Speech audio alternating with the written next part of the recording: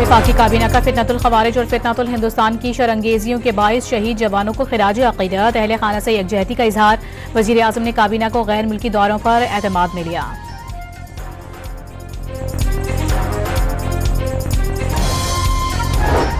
FBI ने कराची से Afghan transit trade गैर मुअय्यना मुद्दत के लिए बंद कर दी। कराची पोर्ट और पोर्ट कासिम के तमाम टर्मिनल्स पर क्लियरेंस रोक दी गई। कंटेनर्स की कतारें लग गईं।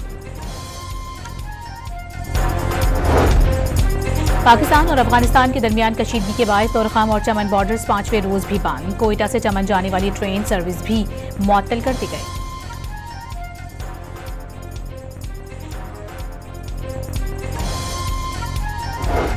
खैबर पख्तूनख्वा में अफगान महाजिरीन के तमाम कैंप्स खत्म। वजारत सैफरान ने ज़मीनें और गैर मनकुला असासे फौरी सूबाई हुकूमत को हवाले करने की हिदायत कर दी। पेशावर हाईकोर्ट ने वज़ीर आला खैबर पख्तूनख्वा को 18 नवंबर तक हिफाजती जमानत दे दी। सुहेल आफरीदी सूबाई काबीना पर हतमी मशावरत के लिए बानी PTI से मिलने अडियाला जेल रवाना। पंजाब असेंबली में अपोजिशन के 40 अरकान ने कायमा कमेटियों से इस्तीफे दे दिए। 7 कमेटी चेयरमैन भी शामिल। पार्लिमानी उमूर ठप होने का खदशा। वज़ीर आज़म शहबाज शरीफ से वज़ीर रेलवे हनीफ अब्बासी की मुलाकात। महकमे के उमूर से आगाह किया गया। हनीफ अब्बासी ने गजा अमन मुआहिदे पर वज़ीर आज़म को खिराज तहसीन पेश किया। पंजाब हुकूमत का विफाक से इंतहा पसंद जमात पर पाबंदी आयद करने की सिफारिश करने का फैसला।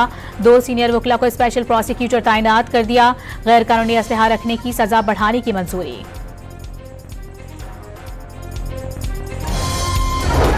पंजाब में दंगा फसाद फैलाने वालों के खिलाफ क्रैकडाउन। गिरफ्तार मुल्जिमान की तादाद 3400 हो गई। ATC लाहौर ने 11 मुल्जिमान का 8 रोजा जिस्मानी रिमांड मंजूर कर लिया। मुजफ्फरगढ़ की तहसील अलीपुर के कच्चे में पुलिस का ऑपरेशन। फायरिंग के तबादले के बाद 10 रोज कबल अगवा शहरी को बाजियाब करा लिया गया। पेशावर में नान भाइयों ने रोटी की कीमत बढ़ा दी। 80 ग्राम की रोटी 20 और 160 ग्राम की रोटी 40 रुपए की हो गई।